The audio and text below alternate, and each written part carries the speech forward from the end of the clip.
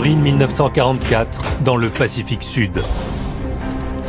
Un sous-marin américain envisage un combat fatal avec un navire de guerre ennemi.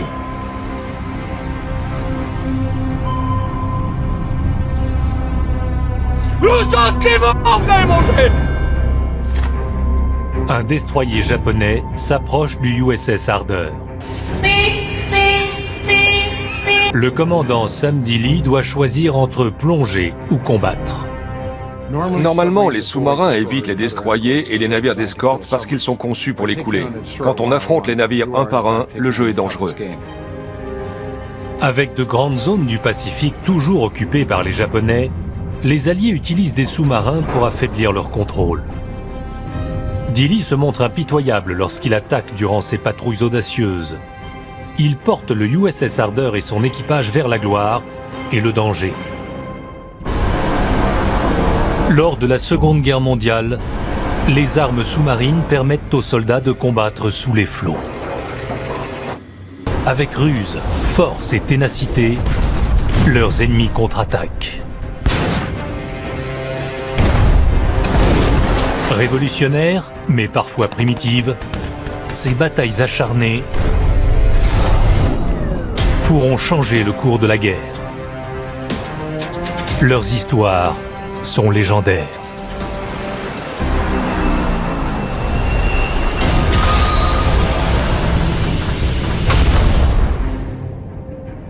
Le 13 avril 1944, le commandant Sam Dealey et son équipage affrontent un destroyer japonais dans le Pacifique Sud. Au cours de 3 patrouilles militaires, ils ont déjà coulé 10 navires marchands nippons, mais n'ont jamais abattu de destroyer. Un navire de guerre armé de grenades sous-marines. Les grenades sous-marines sont des cylindres de 1 mètre. L'eau de mer entre dans leur orifice qui, une fois remplie à une certaine hauteur, déclenche l'explosion de la grenade. Avec près de 150 kg d'explosifs, elles sont prévues pour couler les sous-marins. Un peu avant 19 h, Dealey décide d'attaquer plutôt que d'éviter le destroyer. Prêt? Tube 2. 2, prêt. Feu! La 2 en route. À un moment donné, il s'est dit que quand il était pourchassé par un destroyer, au lieu d'attendre l'attaque, il pouvait l'initier. La 3 en attente. 3, feu! La 3 en route. La ligne de bulles que forment les torpilles à vapeur trahit la localisation du Harder. 4, feu! La 4 en route. Si l'offensive échoue, le destroyer saura exactement où les trouver.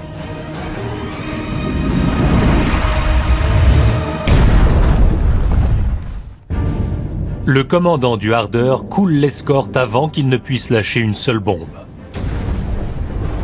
Après plus de 2 ans de guerre dans le Pacifique, seuls 14 destroyers japonais ont été coulés par des submersibles américains. Dealey rejoint l'élite des commandants de sous-marins assez audacieux pour accomplir un tel exploit. Ce succès renforce son courage. Le commandant Sam Dealey est un officier naval calme, professionnel et réservé. Cependant, au cœur des combats, il devient extrêmement agressif comme jamais auparavant. L'officier de 37 ans commande le USS Harder depuis l'engagement du sous-marin en 1942. Cet homme à la voix douce vient d'une grande famille bourgeoise du Texas. En général, les officiers originaires de ce genre de famille n'étaient pas destinés aux sous-marins. Dans la marine, une carrière dans un sous-marin était une impasse, un peu comme l'aviation pendant l'entre-deux-guerres. Donc si Dealey s'est lancé dans cette voie-là, ça en dit beaucoup sur sa personnalité. Parfois, on rencontre des personnes qui semblent très calmes et très prudentes.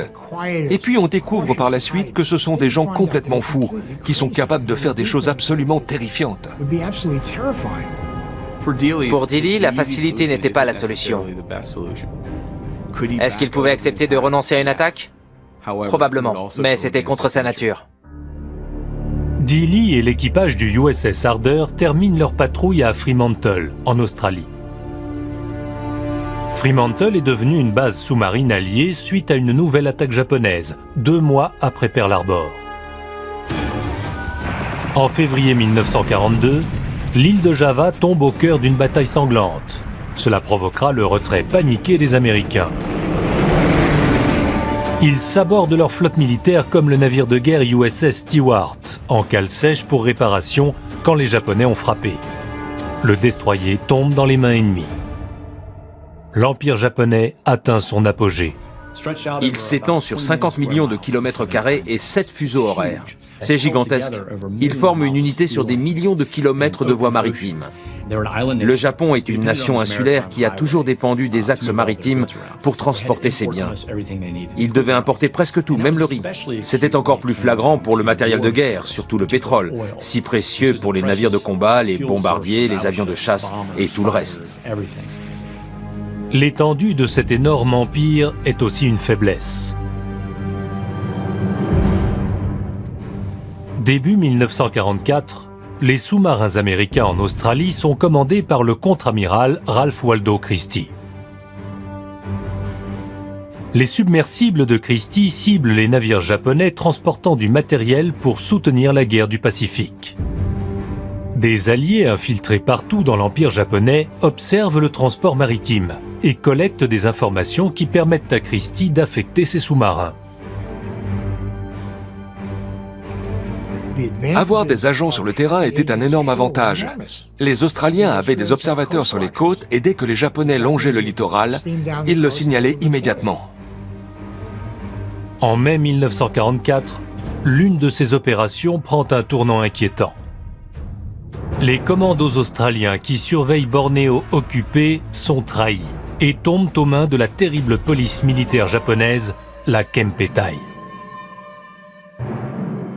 3 soldats sont capturés.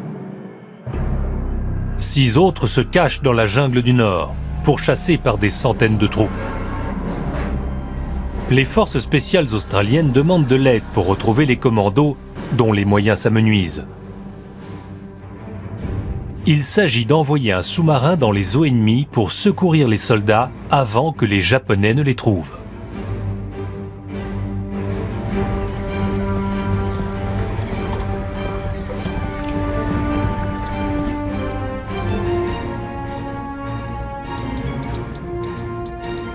La 5e patrouille du Harder est chargée de secourir les commandos australiens.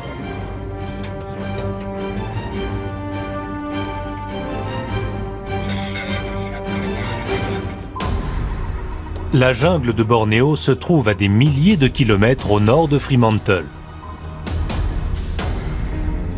Le Harder, navire de classe Gato, est construit pour naviguer sur de longues distances. Il a la capacité de parcourir de très longues distances, de patrouiller pendant 2 mois et de revenir. Il peut transporter une assez grosse cargaison de torpilles, ainsi que la nourriture et la logistique nécessaire à l'équipage. Avant son départ de Fremantle, Dilley accueille à bord un passager spécial, le major australien Bill Jenkins. Cet ancien prisonnier de guerre qui a réussi à s'évader n'a qu'une chose en tête, vaincre les Japonais. Il doit en premier coordonner les secours de ses camarades pourchassés. Mais cette mission n'est pas la priorité de Jenkins une fois à bord du sous-marin. Il faut être un peu différent pour faire partie du service sous-marin. L'environnement y est très austère. On vit les uns sur les autres et il peut se passer plusieurs mois avant de voir la lumière du jour. Un sous-marin peut sembler extrêmement bizarre pour certaines personnes, même inquiétant pour d'autres. Lorsque la coque plonge, elle grince et se tend sous la pression. Mais il y a aussi le son de l'eau qui entre dans les ballasts, de chaque côté, et l'air qui en sort. On sent la proue qui descend et la poupe qui monte. Ça fait une drôle d'impression. L'espace confiné et l'étrangeté de l'environnement sous l'eau font comprendre à Jenkins qu'il a accepté tous les risques que court un submersible lors d'une patrouille. En plus de l'opération de sauvetage, le sous-marin doit poursuivre ses missions de routine. 22% des marins du Silence sont tués en mer. C'est le taux de perte le plus élevé de toutes les divisions de l'armée américaine.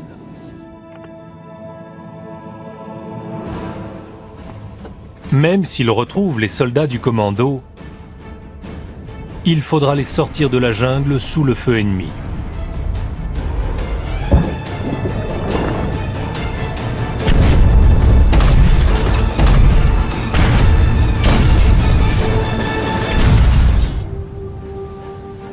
Le 26 mai 1944, le USS Harder quitte Fremantle en Australie.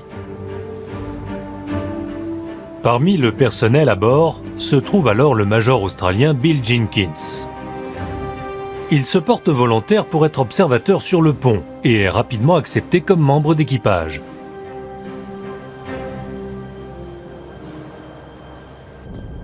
Tout le monde apprécie sa part de confort matériel.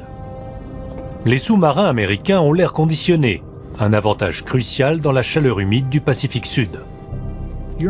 Quand on est dans un sous-marin pendant 75 jours, le bien-être détermine la capacité à combattre.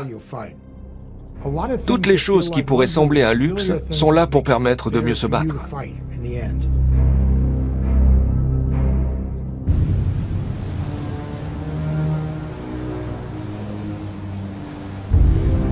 La victoire précédente de Dilley sur un destroyer japonais a révélé son agressivité.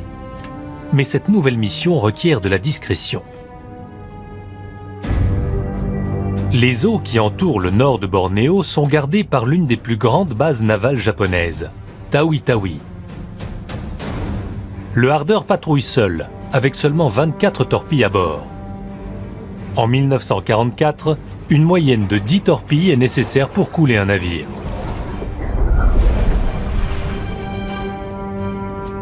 Contre un seul destroyer, Dilley a une chance. Mais contre toute une flotte de navires de guerre, l'attaque serait un suicide.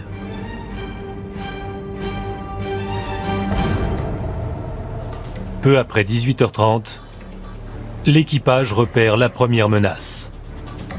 3 tankers se dirigent vers un port sur la côte est de Bornéo pour charger du fioul. Ils sont escortés par 2 destroyers japonais.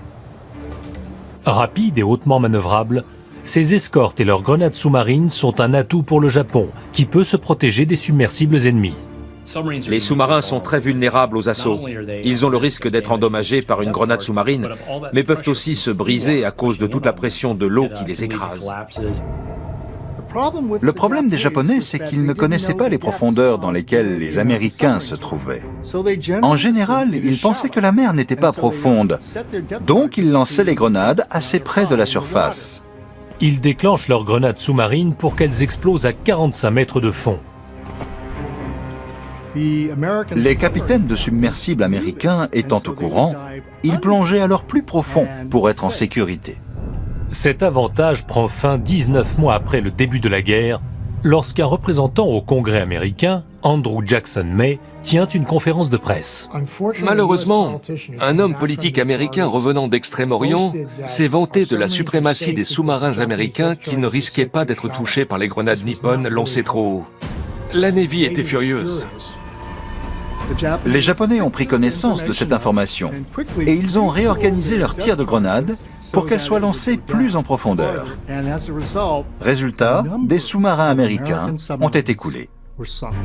Par conséquent, en juin 1944, Dilley risque des tirs de grenades en profondeur à chaque fois que son sous-marin de classe Gato s'enfuit. En 1944, ce type de sous-marin n'est pas obsolète. Mais il n'est pas aussi moderne que le classe Balao. Le classe Gato a une profondeur de plongée de 90 à 110 mètres. Il n'a pas les 30 mètres supplémentaires qui lui permettent de mieux manœuvrer. Donc il est plus facile de le détecter et de l'attraper.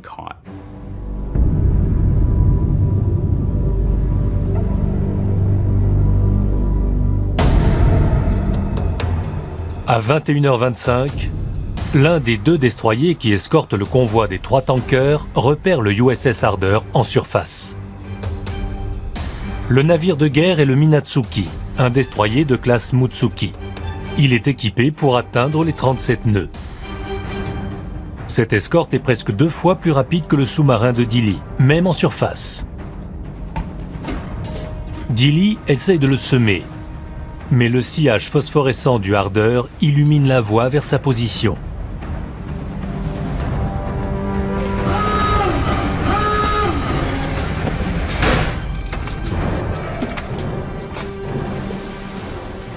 plonge à hauteur de périscope pour se cacher de l'escorte. Mais des sentinelles aux yeux de lynx pistent le sillage du périscope. Le destroyer vire pour intercepter le USS Harder. Il n'est plus qu'à 1000 mètres. La seule protection d'un sous-marin, c'est son invisibilité ou sa cape invisible, si vous voulez. Tant que cette cape fonctionne, ça va. Mais si on vous voit, vous êtes mort. Pour Dilley, l'unique chance de contrecarrer les grenades ennemies est d'attaquer le premier. Vitesse 34 nœuds. Vitesse 34 nœuds. Porté par sa dernière victoire, il s'apprête à attaquer de nouveau un destroyer ennemi. Dilley ordonne de virer à bâbord, en direction du destroyer.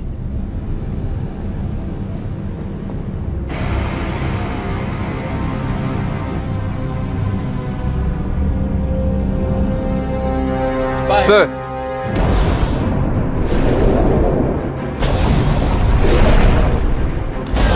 Il lance 3 torpilles sur la partie la plus large du bateau. Si elles manquent leur cible, Dilley devra plonger pour échapper à la pluie de grenades. Les torpilles de Dilley s'approchent.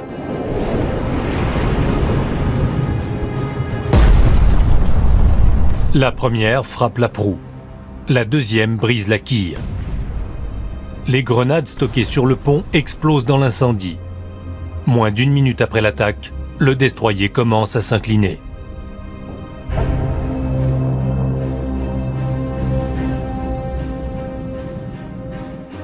Dilley remonte le sous-marin à la surface, à environ 900 mètres, pour s'assurer du résultat.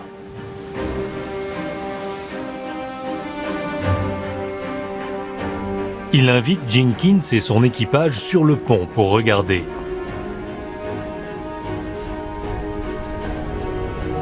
Le Minatsuki et ses grenades disparaissent sous les vagues. Dilley vient de couler le deuxième destroyer de sa carrière. Dilley a prouvé qu'on pouvait s'attaquer au destroyer et l'emporter. Il arrive à en détruire beaucoup ainsi.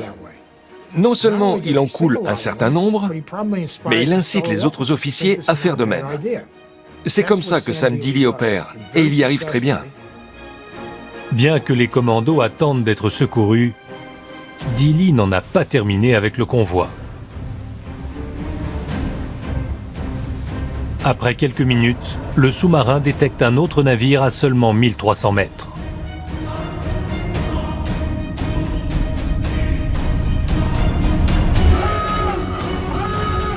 Le USS Harder est obligé de plonger à nouveau.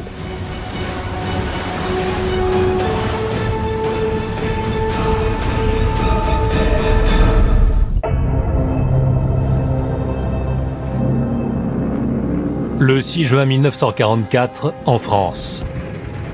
Les Alliés débarquent sur les plages de Normandie dans l'espoir de faire basculer le cours de la guerre en Europe. Dans le Pacifique, un submersible américain vient de couler un destroyer japonais au nord de Bornéo. Il poursuit à présent le convoi qu'il protégeait. Un deuxième destroyer rôde près de la base navale japonaise de Tawi-Tawi en cherchant à se venger du sous-marin américain.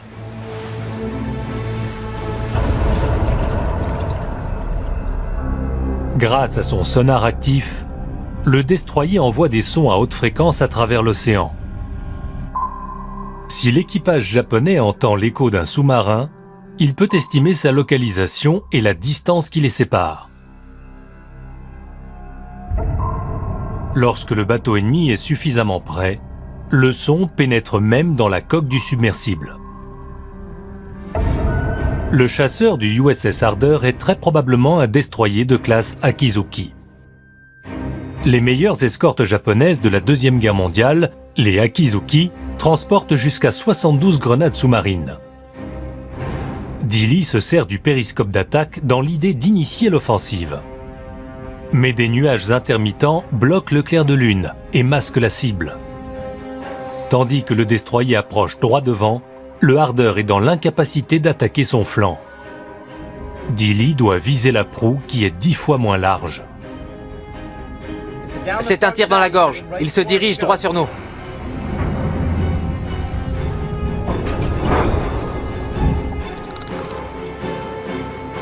La 2 en attente. La 2, feu. La 2 en route. Il lance 6 torpilles en espérant que l'une d'elles frappe l'escorte sur son étrave. C'était avant les torpilles à tête chercheuse. C'est comme s'il tirait une balle sur un appareil étroit qui lui arrive droit dessus. Mais cette fois-ci, la prise de risque de Dilley échoue. Les 6 torpilles ratent leur cible. Descendez. Armez les grenades. Le commandant du Harder n'a plus d'option d'attaque. Il se replie rapidement.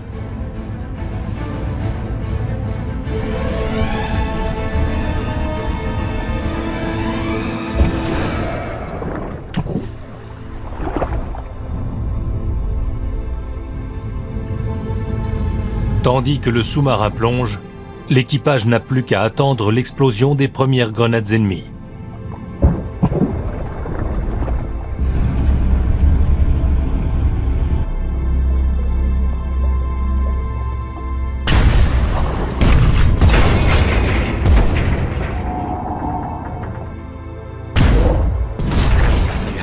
Il faut imaginer une des pires situations.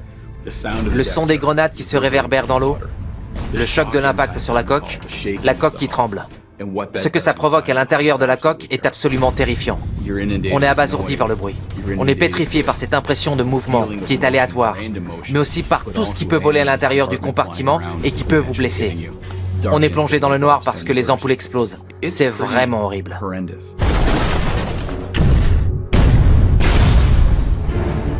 Le Harder atteint sa vitesse maximale pour échapper à l'attaque du destroyer.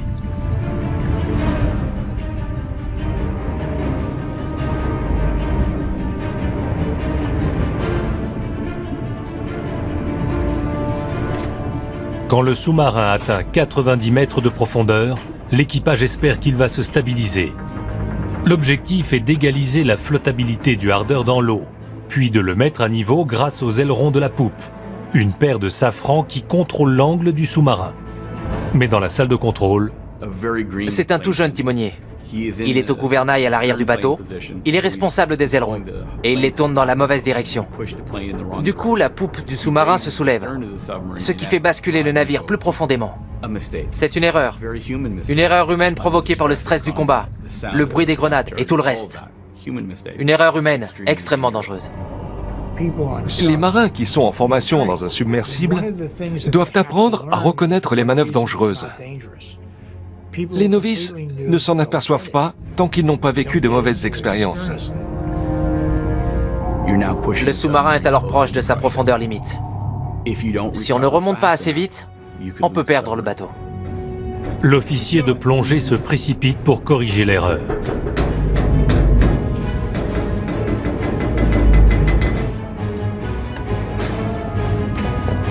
L'équipage non essentiel se rue vers l'arrière du sous-marin pour redistribuer manuellement le poids et tenter en dernier recours de faire remonter la proue.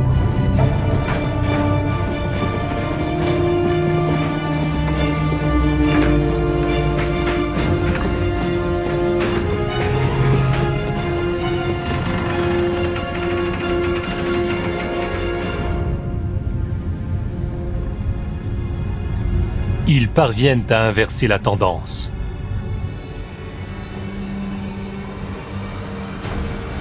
Mais la descente incontrôlée a provoqué un autre problème. Dans son tube, une torpille a commencé à chauffer. Son hélice tourne comme si elle avait été lancée. La torpille qui se trouve dans son tube est secouée de telle manière qu'elle se déclenche. C'est très dangereux. Si l'hélice continue de tourner, le sous-marin de Dilley pourrait exploser par ses propres ogives. La torpille est prévue pour parcourir une certaine distance avant de s'enclencher. Ce qui calcule la distance est le nombre de tours que fait son hélice. L'hélice de la torpille doit s'arrêter avant que ses explosifs ne s'allument.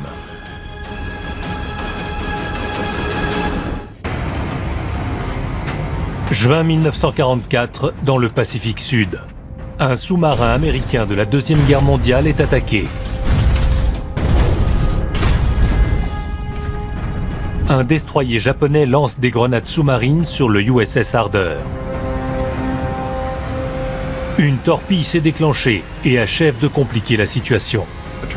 On dit qu'une torpille chauffe quand elle se déplace dans son tube et que la propulsion se met en marche. Dès que le moteur de la torpille démarre, l'hélice commence à tourner à l'intérieur du tube. Le bruit rend la situation encore plus effroyable.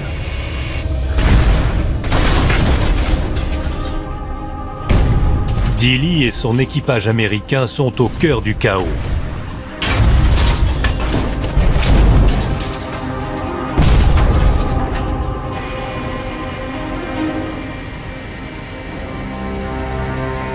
Mais ils ont de la chance. La torpille ralentit avant que son ogive ne surchauffe et explose. À ces profondeurs, ils auraient tous péri et leur destin serait resté un mystère non résolu. 1 heure après l'attaque, l'océan redevient silencieux. Le Harder a survécu à une attaque à la grenade menée par l'un des destroyers nippons les plus performants. Mais l'heure tourne pour le commandant Dilley et le major Jenkins. Leur mission est de secourir 6 agents alliés lors de cette patrouille. À Bornéo en 1944, les commandos ont de moins en moins de nourriture et de matériel. Ils sont pourchassés par les Japonais dans des conditions très difficiles. Il faut les sortir de là. Les tentatives précédentes avaient échoué. Le Harder doit absolument les secourir. Les soldats ont besoin d'aide. Dilley et son équipage se dirigent vers Bornéo et finalisent les plans de sauvetage. La spécialité de Dilley est d'approcher son sous-marin au plus près des côtes. Il se rend donc très vulnérable aux tirs venant du littoral. Mais il se met aussi dans une position difficile, car si un destroyer s'approche ou qu'un autre appareil l'identifie, il ne peut pas s'échapper. Il n'y a pas assez de fond pour plonger, ni aucune possibilité de manœuvrer. À la nuit tombée, le 8 juin 1944, le Harder fait surface et se dirige vers la côte. À 5500 mètres, il racle le fond. Il ne peut être plus proche du point de rendez-vous sur la côte nord. Les avant-postes japonais menacent le sous-marin de chaque côté. Les opérations spéciales sont dangereuses parce qu'il faut débarquer sur la côte. Si on est repéré, on peut se faire attaquer avant de pouvoir s'enfuir. L'équipage aide Jenkins et son partenaire à monter leur bateau pliable et leur équipement sur le pont. Ils ont 3 jours de ration au cas où ils devraient rester à terre pour localiser les commandos. C'est là le pire des scénarios. Quand Dilley remonte le sous-marin en surface pour tenter le sauvetage à Bornéo, c'est la pleine lune. Il est donc très visible. Il y a beaucoup plus de lumière qu'il ne le souhaite. Il est très proche de la côte car il est en mission de sauvetage. Il est à la merci de tout ennemi, même avec des armes légères. Il peut être la cible de l'artillerie, de mitrailleuses et même des fusils. Ce n'est pas la meilleure position où se trouver.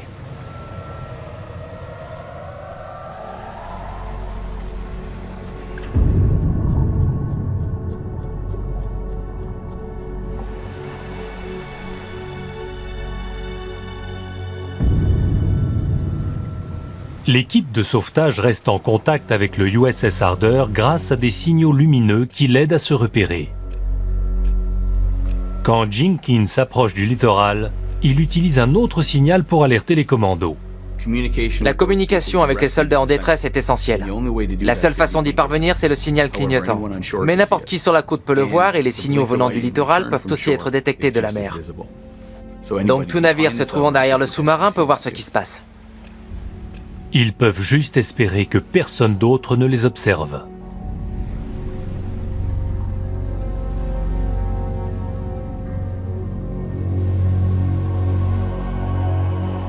Peu après 1 heure, les soldats envoient un signal à l'approche du sous-marin.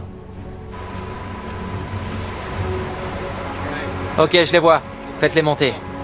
Ils rament jusqu'au USS Harder. Les commandos et leurs sauveteurs sont hissés à bord, épuisés mentalement et physiquement.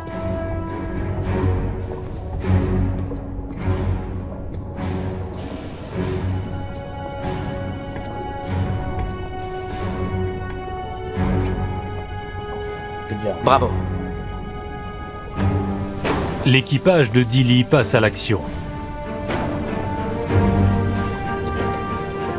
En s'éloignant doucement de la côte et des eaux peu profondes, le USS Harder laisse ses ennemis derrière lui.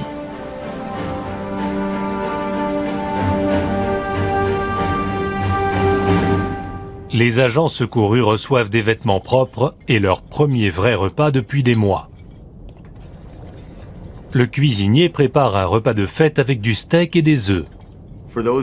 Pour ces soldats qui ont vécu de rations minimes, un steak et des œufs est un immense stimulant pour le moral. Après avoir été confrontés au stress et à la peur pendant si longtemps, ils sont accueillis avec un bon déjeuner, le premier depuis des lustres. On imagine très bien ce qu'ils ont pu ressentir au moment de leur sauvetage. La nourriture sur les navires américains était considérée comme étant la meilleure. D'autres marines disaient parfois que les Américains étaient trop gentils. Mais non, on faisait les choses bien. On appelle ça la qualité de vie. On en avait déjà conscience à l'époque.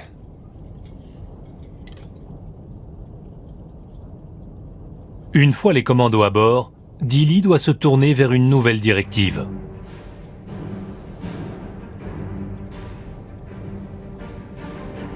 Les renseignements alliés dévoilent que les Japonais mobilisent des navires de guerre à Tawi-Tawi, cette base navale ennemie où l'équipage du USS Harder a difficilement survécu quelques jours plus tôt. Les officiers y voient là le signe d'une offensive ennemie. Le nouveau plan de combat japonais, l'opération A-Go, ordonne une attaque consolidée pour arrêter les transports américains et protéger les gains japonais. Ils se demandaient ce que faisaient les Japonais. Le mieux était d'aller voir directement ce qui se passait.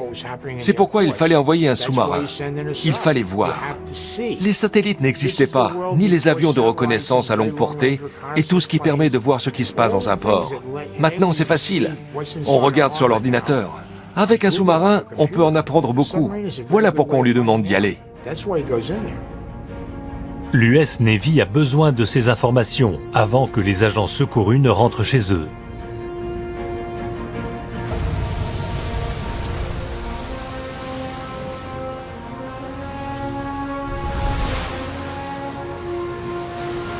À 4 heures des côtes de Bornéo, Dilley et son équipage constatent la preuve d'une opération militaire.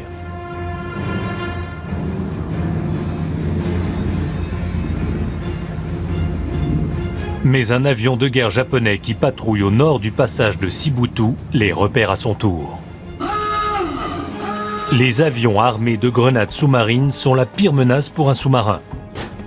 Quand il y a des avions, il faut plutôt plonger parce qu'ils peuvent lâcher des bombes, mais aussi alerter des bateaux pour chasser le sous-marin. Il faut absolument disparaître.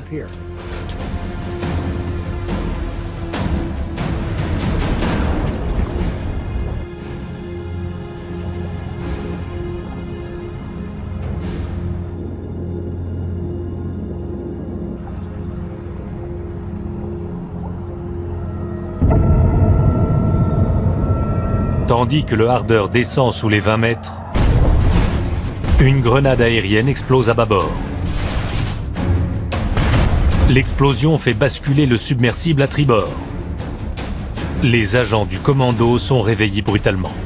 Parfois, on est allongé sur sa couchette sans rien faire de spécial, et puis 2 secondes plus tard, on se retrouve complètement terrifié, avec des ampoules qui explosent tout autour, des appareils qui sont détruits. D'un point de vue psychologique, c'est perturbant, car là où on se croyait en sécurité devient un endroit des plus terrifiants. Le Harder résiste aux grenades aériennes.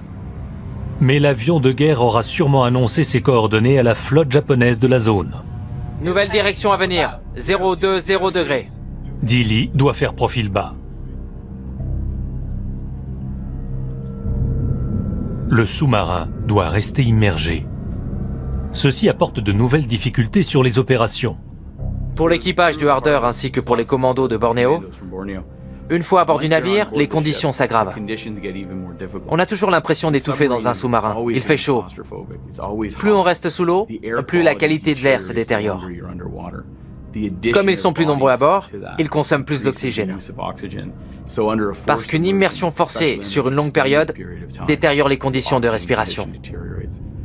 L'humidité et la chaleur, surtout si les ventilateurs sont coupés ou en veille, augmentent très rapidement. Si le niveau de dioxyde de carbone augmente trop, cela peut s'avérer fatal. Le USS Harder doit alors risquer d'être détecté à la surface pour changer l'air. Dilley profite de la nuit, juste avant 5 heures, pour remonter, faire le plein d'air et recharger rapidement les batteries. Ils peuvent maintenant poursuivre tranquillement leur mission.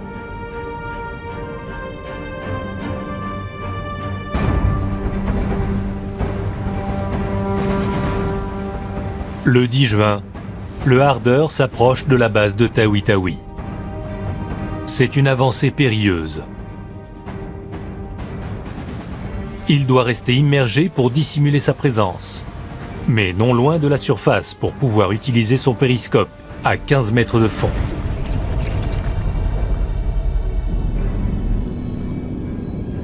À 17 h, l'équipage repère le son de bateaux approchant. Dilley lève son périscope pour une confirmation visuelle. 2 navires de combat et au moins 4 croiseurs naviguent dans les eaux près de Tawi-Tawi. 8 destroyers et des avions apportent une couverture additionnelle. Cette flotte de navires de guerre confirme que la marine japonaise se mobilise. Mais avant que Dilley ne puisse rapporter ce qu'il observe, un avion de patrouille détecte le Harder à travers les eaux transparentes. L'éclaireur aérien divulgue la présence de Dilley au navire de combat. 2 destroyers de la flotte virent en direction du sous-marin. Poste de combat.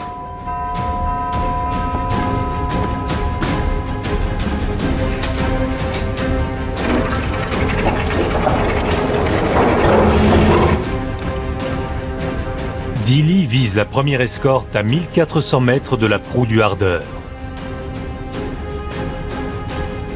Type 2, feu.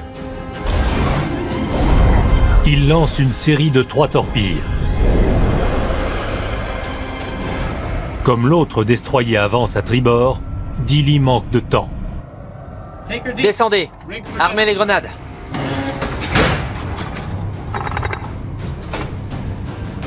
Il plonge pour éviter le deuxième bateau qui arrive.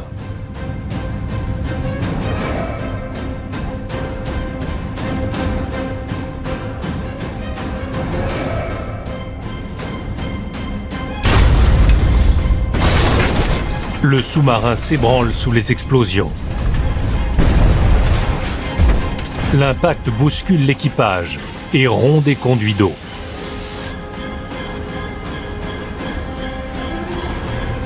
Quand la mer redevient silencieuse, la vraie chasse commence. Juin 1944.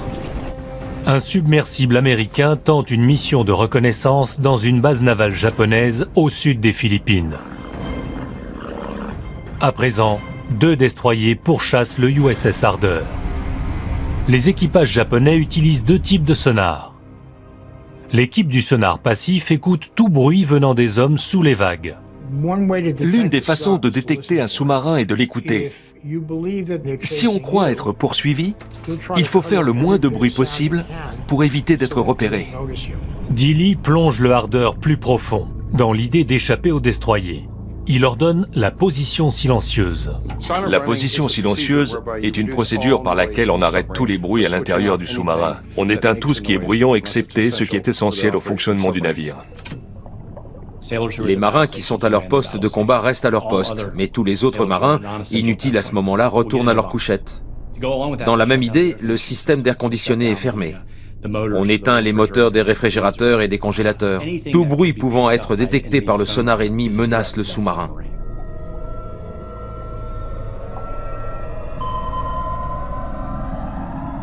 Mais malgré le silence, le USS Harder reste vulnérable face aux émissions du sonar actif.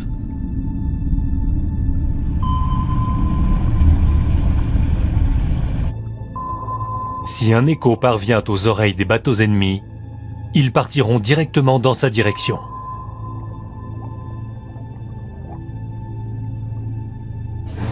Gréé pour sortir les grenades de la poupe et les lancer depuis les côtés, les deux destroyers cherchent à savoir où se trouve le Harder pour lui envoyer une pluie de bombes.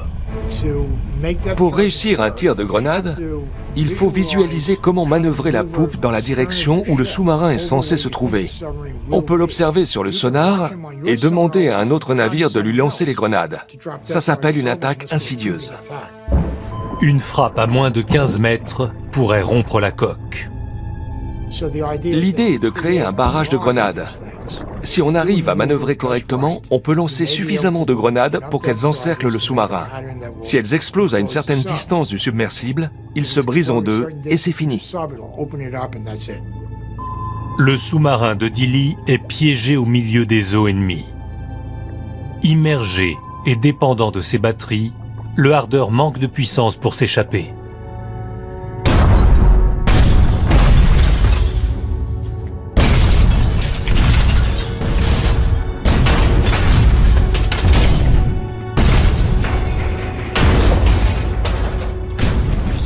Si un sous-marin immergé utilise ses batteries pour aller à une vitesse maximale de 8 nœuds, il tombe en panne au bout d'une heure.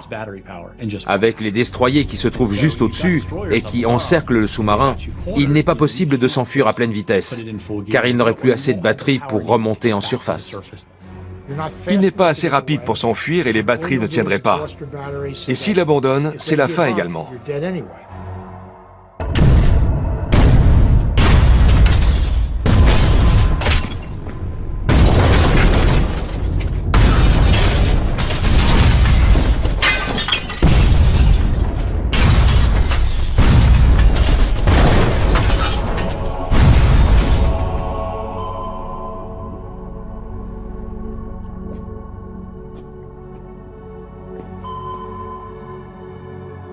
Changement de direction de 020. Avancée de 2 tiers, pendant 5 minutes. Mais Dilley a un plan auquel les Japonais n'ont sans doute pas pensé. Il utilise un appareil appelé bathysthermographe afin de chercher l'endroit où la température de l'eau change, la thermocline. La différence de densité entre le chaud et le froid détraque suffisamment les ondes sonores pour dévier un sonar actif.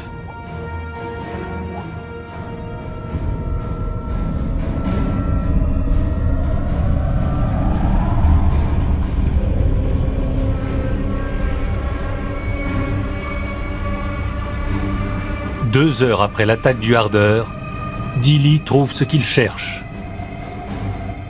En remontant peu à peu des profondeurs, il localise des courants chauds à environ 60 mètres sous la surface. Ça fonctionne comme une barrière aux ondes sonores. Le sonar rebondit sur la thermocline, mais pas sur le sous-marin. Et c'est comme s'il disparaissait. Indétectable par le sonar, le USS Harder s'échappe des eaux de Tawi-Tawi.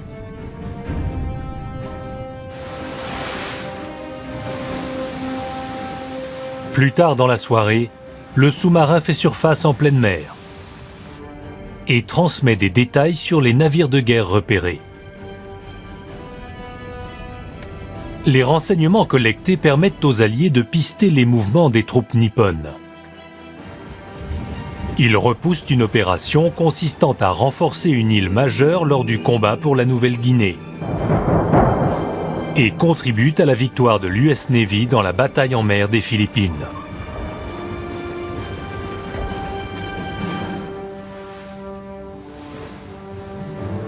Le 21 juin, le Harder et les commandos secourus atteignent Darwin en Australie. Ils ont déjoué 16 navires et 18 avions pour ramener les agents alliés chez eux. L'amiral Christie récompense Dilley d'une croix de la Navy pour sa patrouille héroïque. Le commandant Sam Dilley a été un modèle de courage qui reste dans la mémoire de toute la marine américaine. Moins de 3 mois après le sauvetage de Bornéo, la 6e patrouille de Dilley sera sa dernière. Le 24 août 1944, le USS Harder est coulé par les grenades sous-marines auxquelles il avait échappé de nombreuses fois. L'attaque impliquait le navire américain, le USS Stewart, saisi par les Japonais à Java au début de la guerre. Ironiquement, il est fort probable que le navire qui a vaincu le USS Harder fut d'origine américaine. D'aucuns disent que les missions à haut risque prises par Dilley ont eu raison de lui. D'autres pensent que des sous-marins comme le Harder n'ont simplement pas eu de chance. Je dirais que sa mort n'est pas due à un manque de professionnalisme, mais plutôt à un manque de chance. Dilley a permis d'accélérer la campagne contre l'Empire japonais en attaquant directement ses navires de guerre afin d'éroder sa capacité à mener les combats. Il ne connaîtra jamais la grandeur de ses résultats. Pour sa bravoure notable et son intrépidité au-delà du cadre de son service, Dilley a reçu la médaille d'honneur du Congrès, à titre posthume. Après la guerre, l'US Navy a baptisé une nouvelle classe de destroyers en son honneur. Un hommage ironique aux tueurs de destroyers.